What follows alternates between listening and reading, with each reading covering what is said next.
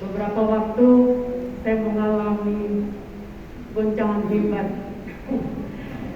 Hari itu mungkin Bapak Ibu ada ngikutin ya, saya masuk rumah sakit lagi, gitu apa sih ini? Masuk intensi ya kan? Nah, bahkan saya sering bacakan nama saya sendiri untuk intensi supaya dijelaskan. Singkat cerita, beberapa tahun, beberapa 3 tahun apa 4 tahun betul-betul saya selalu masuk rumah sakit. Lalu terakhir kami memutuskan untuk ke Malaka melihat apa sih sebenarnya sakit ini, sakit hati atau sakit apa nih gitu ya. Lalu sebelum Minggu Palma kami ke Malaka untuk cek.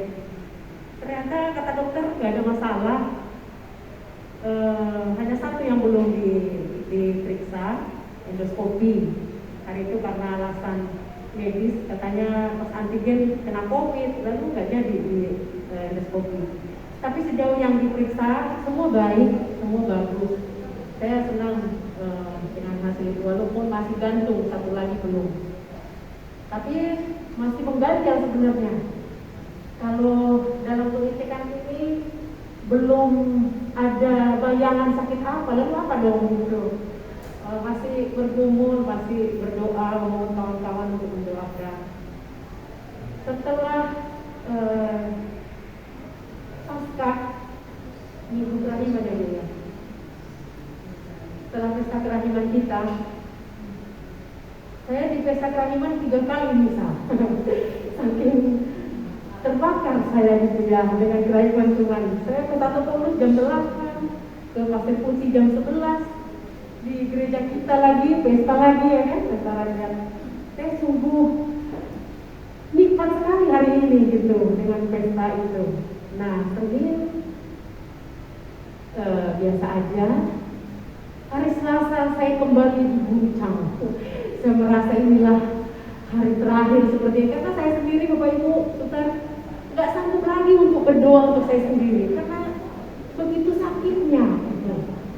Lalu beberapa kali memang saya mukjizat juga saya alami, Tuhan sembuhkan saya lewat doa koronka, lewat rosario, Tuhan pulihkan saya tanpa harus rumah sakit gitu. Tapi di hari Selasa itu benar-benar saya merasa kayaknya ini yang terakhir lah. Udah sering-sering masuk rumah sakit, udah sering sakit juga gitu, karena sakitnya itu di ulu hati. Kalau dokter periksa itu di pankreas katanya, karena sudah sering gitu. Saking nggak sanggupnya saya inisiatif, mana tahu ini yang terakhir.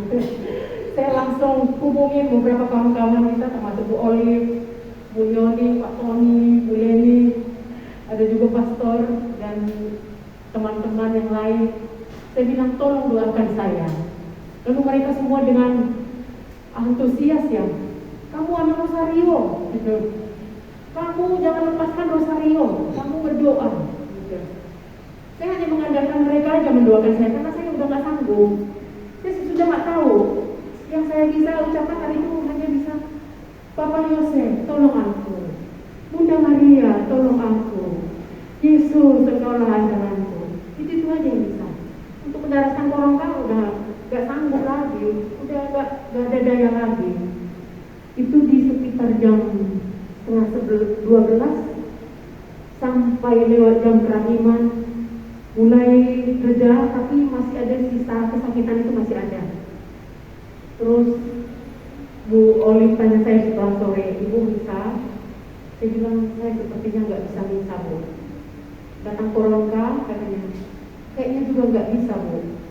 Lalu saya juga berterima kasih Deposan Kerahiman Ilahi kita semua Bapak Ibu, Suster mendoakan saya saat koronka.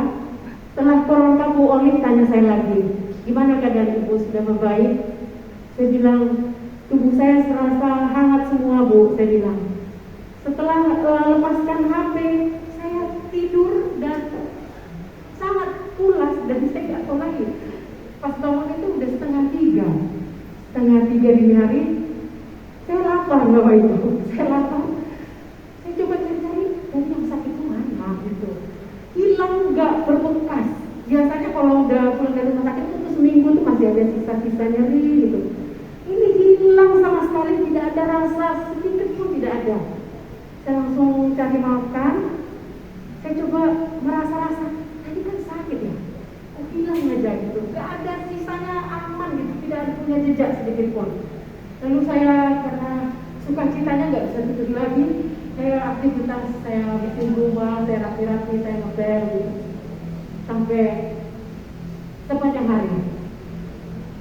Saya merasa sungguh luar biasa kerajinan Tuhan. Tapi itu terjadi karena doa orang-orang benar yang Tuhan dengarkan lewat komunitas kita ini. Terima kasih Suster, Bapak Ibu. Semoga kesehatan ini tetap dipelihara Tuhan demi kemuliaan. Amin.